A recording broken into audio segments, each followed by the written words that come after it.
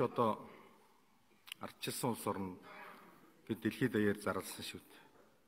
Бид чинь хууль эрх зүйт одоо төртөө ийм улс орон гэдэг ингээд зарласан.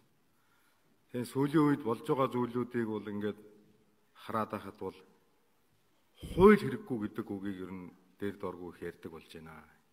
Энэ бол буруу шүү.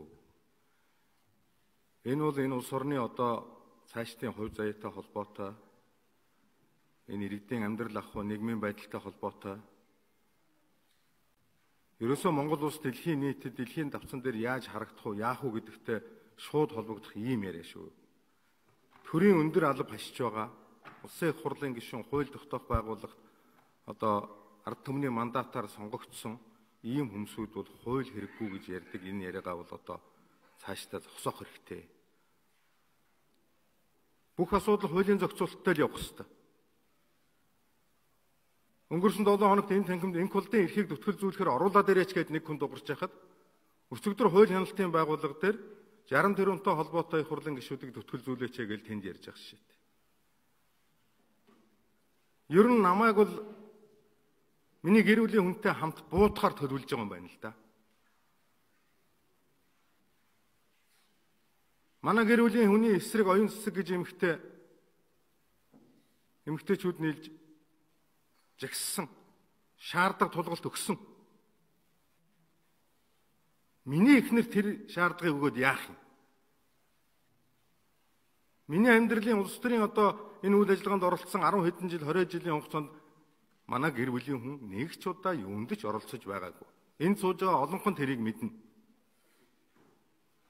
Миний эхнэрийг намайг хотын дарга байхад архины зөвшөөрөл олгодог байсан хүн бол инкулдын эхнэрт 2 цэцэг олгодог байсан гэж сүүлийн 3 хоног одоо сошиалд ярьж байна. За нэг шинэ жилээр л хотын захиргаанд нэг намайг дагаж ордог байсан баг.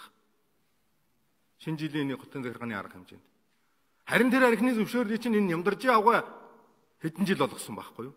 Намайг хотын дарга байхад. Тэг андуураад байгаа мó эсвэл зориуд гүтгэхэд байгаа мó? Энэ олон түмэнд өгч байгаа мэдээлэл юмаа бас нэг үндэстэй болгох энэ юмаа бол бодож үзээч гэж би бол хэлмээр байна. Би Бацаандан гишүүнд хандаж хоёр үг хэлмээр байна. Хамгийн чанга дуурдаг, хамгийн том чүдэн зурдаг. Яг асуудал үүсгэр цухтаадаг хүн шүү. Жидэг дунд үйлдвэрийн тухайн асуудлыг ярих гэсэн чинь картаа суглаад гараад явсан. Яриа дуусангууд орж ирээд карта хийгээ суусан. Манай өрөөнд болсон үйл явдлыг ингээ харах юм бол тэнд орж ирсэн 7-8 хүн бүгдээрээ л байж байгаа наана цаануу болоод ингээд янз янзын болсон. Цэнхэр носон малгайгаа өмсөд хамгийн дөрөв Бацаанд нь зүхтаагаад гарч байгаа. Манай намын байшин шатаах үйл явдалд оролцож л байсан хүн шүү дээ.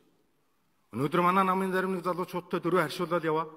Айгуул 2020 онд манай намаас нэр дэвший гэж ярьж иж мэдэн шүү. Ахыхаан тухай яриад, хууль зүйн байнгын хорооныхоо тухай надтай яриад өөрийнхөө намын даргын эсрэг гар үсэг зурж ил явсан хүн шүү дээ. Тийм учраас энийг бол манай гишүүд бас бодох хэрэгтэй. Манай залуу гишүүд бас бодох хэрэгтэй. Хинтээ нөхөрлж байгаа вэ гэдгийг бол бодох хэрэгтэй. 60 тэрбумын ургийн модыг зуръя одоо төрийн байгуулалтын байнгын хорон дээр ярих гэхээр чимээгүй болчиход байгаа шүү дээ. Халдшгүй байдлын дэд хороо, бүлэг олонхороо энэ жижиг дунд үйлдвэртэй холбогдсон гишүүдийг аваад үлднэ гэдэг шийдвэр олонхороо түрээд л гаргасан шүү дээ. Тэгээ одоо ямар ёс зүй энэ дотор яриад байгаа юм? Ёс зүйтэй байвал бүгдээрээ ёс зүйтэй байх ёстой шүү.